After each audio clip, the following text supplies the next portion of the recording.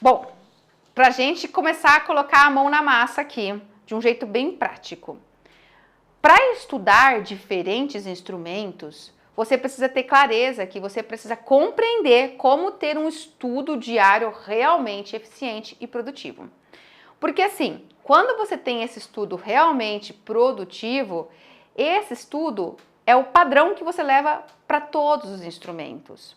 Na verdade, não se trata de ter horas e horas e horas e um dia inteiro para estudar todos os instrumentos.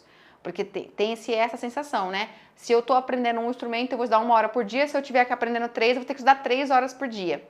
Na verdade, não é bem assim.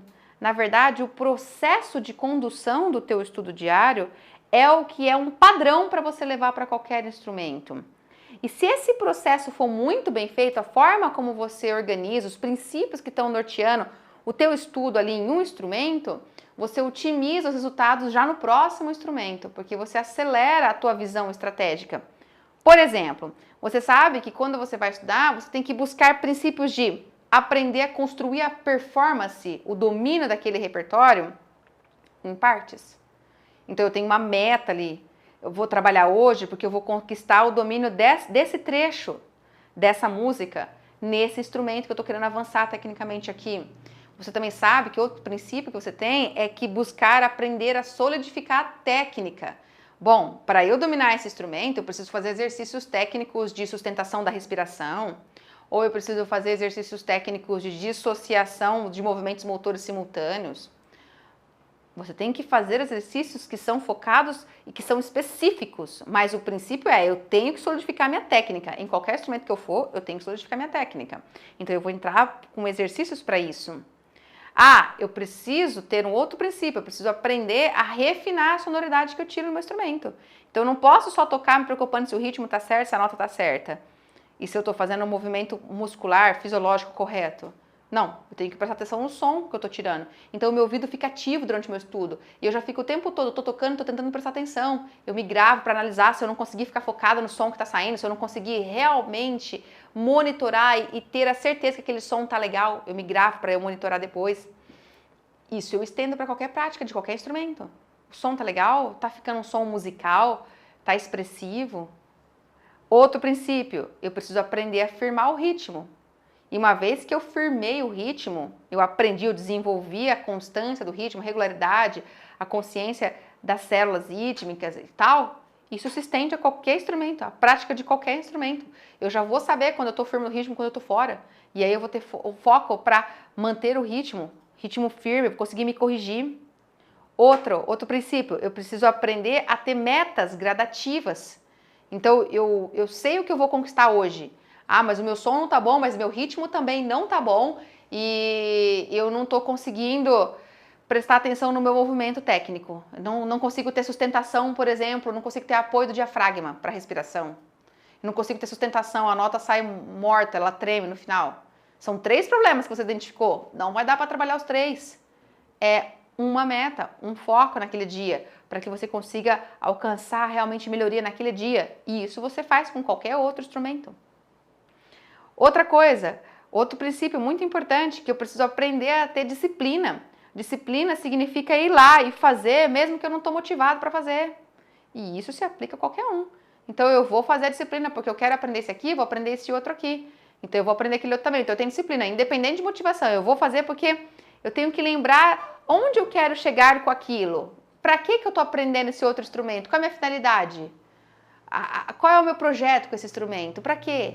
Então eu tenho um foco, eu tenho a disciplina para ir e fazer.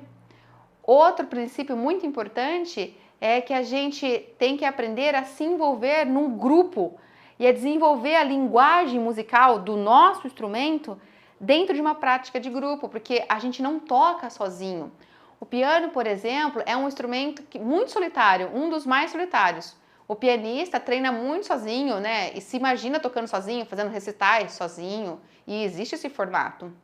Mas os outros instrumentos não são solitários, eles não tocam sozinho, eles formam a parte de um todo. Então o que eu estou fazendo é parte de um todo. E aí eu tenho que começar a enxergar a minha parte ali, o que eu estou executando, o que eu estou treinando, como parte de algo maior. Então eu preciso me envolver nesse algo maior, entender o meu papel na hora que eu tô nessa função dessa música. O meu papel aqui é de fazer o solo. Ah, então eu vou me dedicar para me preparar para esse solo, para improvisar. Não, meu papel é de fazer acompanhamento nesse momento. Eu tô fazendo os bolachões de sustentação harmônica. Eu preciso ter muita consistência para que soe legal, para que dê o preenchimento harmônico interessante.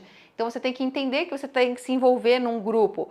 E mesmo o pianista, que eu citei como exemplo de um instrumento solitário, dentro da proposta da sua solitude, ele também tem diferentes músicos que ele está coordenando.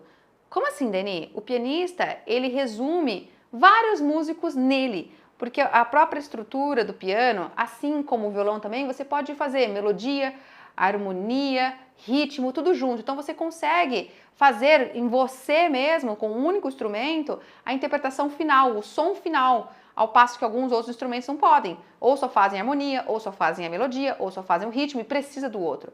Então você tem que entender, na hora que você está treinando aquele instrumento, que papel que está assumindo aquela parte da música, aquele trecho está se dedicando. Então, de qualquer forma, esse entendimento de um grupo, de algo maior, tá como um princípio que está guiando a formação ali do domínio técnico interpretativo.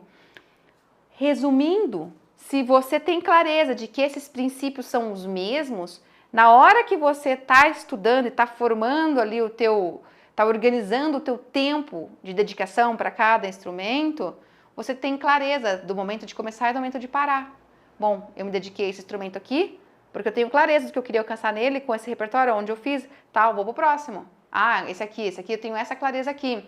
Você tem clareza de como gerenciar o seu tempo e a dedicação desse tempo, em que você foca nesse tempo, em cada instrumento. É assim que você vai evoluindo. Não adianta você ter horas e horas e horas, o que é raro, mas ainda imagine que você tenha horas e horas e horas livres do seu dia para estudar diversos instrumentos.